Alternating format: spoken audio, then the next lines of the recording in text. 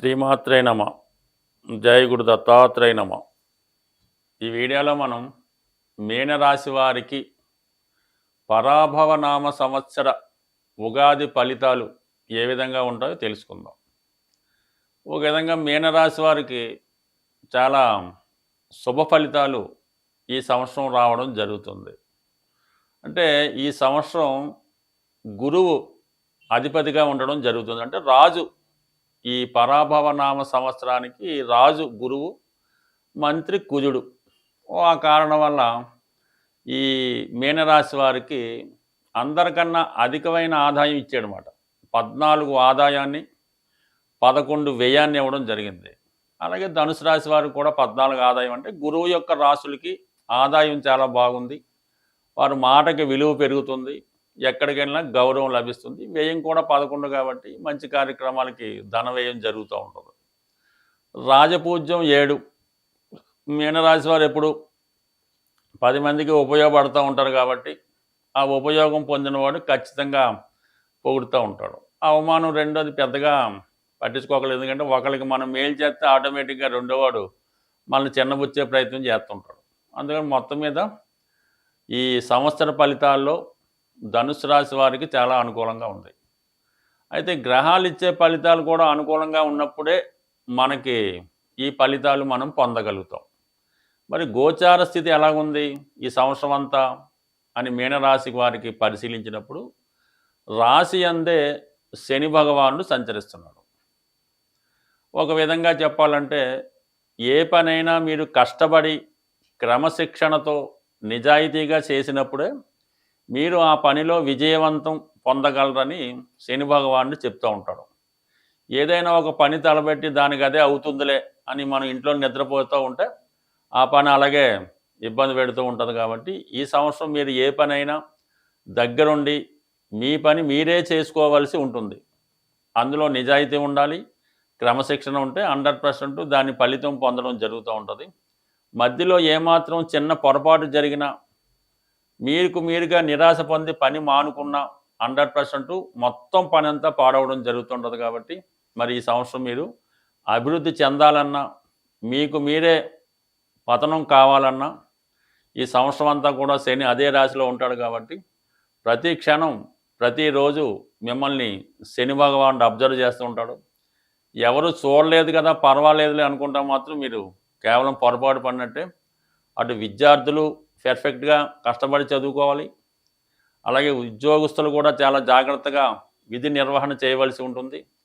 లేని పక్షంలో ఉద్యోగ భంగం కూడా కలిగే సూచనలు ఉన్నాయి. అలాగే ఎవరైతే వీక్గా బలహీనంగా ఉన్నారో ఆరోగ్య విషయంలో కూడా జాగ్రత్త పడవలసి ఉంటుంది. అంటే శని భగవానుడికి అష్టమాధిపతిగా తనకి అధికారం ఉంటుందన్నమాట. శని అష్టమ కారకుడు అవుతూ ఉంటాడు. అందువలన ఇప్పుడు మీనరాశిలో అష్టమాధిపతి ఉంటే ఏ ఫలితం వస్తుందో అందువలన కష్టపడితే మాత్రం ఖచ్చితంగా అదృష్టం, ప్రమోషన్ రావడం జరుగుతుంటుంది. ఎందుకంటే శని మీకు లాభాధిపతిగా లగ్నం అందు ఉన్నాడు. మీరు ఖచ్చితంగా పనిచేస్తే ఇంప్రూవ్మెంట్ ఇవ్వడం జరుగుతుంది. ఇక గురువు, ఈ రాశ్యాధిపతిగా ఉన్నటువంటి గురువు చతుర్థ స్థాన సంచారం కేంద్రంలో ఉండడం వలన ప్రధానంగా శని ప్లస్ గురువుల మధ్య ఏర్పడిన ఈ బంధం కంపల్సరిగా మిమ్మల్ని ఒక మంచి మార్గంలో పెట్టే ప్రయత్నం చేస్తూ ఉంటుంది. ప్రతి విషయంలో మిమ్మల్ని మేల్కొల్పి మంచి మార్గంలో వెళ్ళే విధంగా గురువు ప్రయత్నం చేస్తూ ఉంటాడు. గురువు చతుర్థ స్థానంలో ఉంటూ సౌఖ్యాన్ని అందిస్తూ ఉంటాడు. మంచి కార్యక్రమాల మీద ఆసక్తి పెరుగుతూ ఉంటుంది. అంటే చతుర్థంలో ఉన్నటువంటి గురువు దశమాన్ని వీక్షిస్తుంటాడు. శని భగవానుడు కూడా లగ్నం నుంచి దశమాన్ని వీక్షిస్తుంటాడు. అందువల్ల వృత్తి సంబంధించిన విషయాల్లో మీ జీవితంలో మీ అర్హతకు తగిన ఉపాధి అవకాశాలు రావడం కంపల్సరీగా జరుగుతుంది. అంటే మీకు ఉద్యోగం కొరకు ఎదురు చూస్తున్నా, ఉన్న ఉద్యోగంలో అభివృద్ధి కొరకు ఎదురు చూస్తున్నా, కొత్తగా విద్య పూర్తి చేయని నిరుద్యోగులు ఉపాధి కొరకు ఎదురు చూస్తున్నా, మే 31 లోపల 100% మీకు మీ అర్హతకు తగిన ఉద్యోగం అన్నది 100కి 100 రావడం జరుగుతుంది. మే 31 తర్వాత గురువు పంచమ స్థానంలో ఉచ్చలోకి మారడం జరుగుతుంది. అక్కడ నుంచి అక్టోబర్ 31 దాకా మరి మీనరాశి వారికి పంచమంలో ఉచ్చ గురువు రాశ్యాధిపతిగా ఉండడం వల్ల మీ యొక్క పూర్వపుణ్యం ఫలిస్తుంది. సంతానం కావాలని కోరుకునే వారికి సంతానం లభిస్తుంది. మీ కష్టానికి తగ్గ ప్రతిఫలం రావడం జరుగుతుంది. అదే సమయంలో మీరు ఏదైనా వేరే కొత్త ఉద్యోగంలోకి మారాలన్నా, కొత్త వృత్తి చేపట్టాలన్నా 100% సక్సెస్ అవ్వడం జరుగుతుంది. అప్పటి వరకు ఉన్నటువంటి చిన్న చిన్న బలహీనతలు, ఎందుకంటే రాశి యందు శని భగవానుడు, వ్యయంలో రాహు ఉన్నాడు కాబట్టి మిత్రుల ప్రభావంతోనో, బ్యాడ్ ఫ్రెండ్స్ వల్ల చిన్న చిన్న పొరపాట్లు చేయొచ్చు, ఏదో ఒక బలహీనతకి లోనవచ్చు, ఏదో ఒక బ్యాడ్ హ్యాబిట్ మీ జీవితంలో ప్రవేశించి ఉండవచ్చు. ఇవన్నీ కూడా మీకు మే 31 తర్వాత అక్టోబర్ రోజులు ఇవన్నీ కూడా గత అలవాట్ల నుంచి బయటపడి మిమ్మల్ని మీరు సంస్కరించుకొని కొత్తగా మీ జీవితాన్ని ప్రారంభించుకోవడానికి ఇది చక్కని అవకాశం అన్నమాట. దైవభక్తి పెరుగుతుంది, నడవడికలో మార్పు వస్తుంది, చిన్న చిన్న బలహీనతల నుంచి బయటపడతారు. మీలో ఒక మంచి విద్యార్థి లేదంటే ఒక మంచి గురువు కనబడుతూ ఉంటాడు. అందువల్ల కంప్లీట్గా మీరు మార్చుకోవడం మంచిది. ఇవన్నీ మారాలంటే ముందుగా మీకు మీరుగా రెడీ ఉండాలంటే ఉదయం 6 గంటల లోపు లెగడం, బ్రహ్మముహూర్తంలో లెగడం, మధ్యాహ్నం పడుకోకుండా ఉండడం, ప్రతి పని వాయిదా వేయకుండా ఉండడం, బద్ధకంగా ఉండడం, నిద్రపోవడం, ఇలాంటివన్నీ మానేస్తే కంప్లీట్గా మీకు గురువు మిమ్మల్ని సంస్కరించి మళ్ళీ మీకు పూర్వ వైభవాన్ని రావడం జరుగుతుంది. ఇలా తర్వాత 12 సంవత్సరాల తర్వాత గురువు ఉచ్చులోకి రావడం జరుగుతుంది. అందుకని మీరు 12 సంవత్సరాల క్రితం ఇదే సమయంలో ఏ విధంగా ఉండేవారు అని తెలుసుకుంటే 100% మీలో మార్పు అన్నది రావడం జరుగుతుంది. అయితే గట్టి ప్రయత్నం చేయాలి, ఎందుకంటే అంత తొందరగా లొంగడు శని భగవానుడు. మీరు గట్టిగా పొద్దున్నే లేచి వాకింగ్కి వెళ్దాం అనుకుంటారు, రాత్రి అంతా అనుకుంటారు, పొద్దున్న 4 గంటలకు కూడా ఒక అరగంట పోయి లెగుద్దాం అనుకుంటారు, అక్కడ నుంచి 6, 7, 8 కూడా నడుస్తూ ఉంటుంది. అందుకని గట్టిగా అలవాటు చేసుకుంటే తప్ప ప్రస్తుతం ఉన్నటువంటి స్థితి నుంచి మీరు బయటపడలేరు. 100% గట్టి ప్రయత్నం చేయండి. మీ యొక్క జీవితాన్ని 100% మార్చడానికి గురువు అనుగ్రహంగా ఉన్నాడు. అంటే ఈ ఉగాది నుంచి ఎవరికైనా కొన్ని కొత్త నిర్ణయాలు తీసుకున్నప్పుడు వాళ్ళ జీవితంలో మార్పు కనబడుతూ ఉంటుంది. అందుకని ఉగాది ప్రమాణంగా తీసుకోవడం జరిగింది. అందుకని గట్టిగా ప్రయత్నం చేయండి.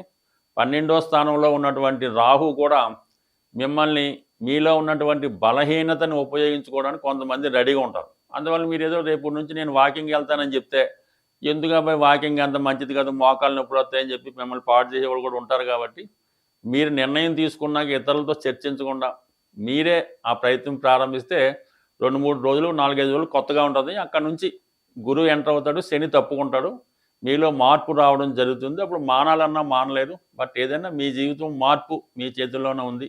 ఈ పరాభవ నామ సంవత్సర ఉగాది అలాగే వివిధ రాశుల వారికి అన్ని విధాల క్షేమంగా, ధైర్యంగా, ఆర్థికంగా నిలబెట్టుకోవాలంటే ఈ సంవత్సరం అంతా మరి ఈ సంవత్సరం గురువు గ్రహరాజుగా, అంటే పరాభవ సంవత్సరానికి రాజు గురువు, మంత్రి కుజుడు అవడం జరిగింది.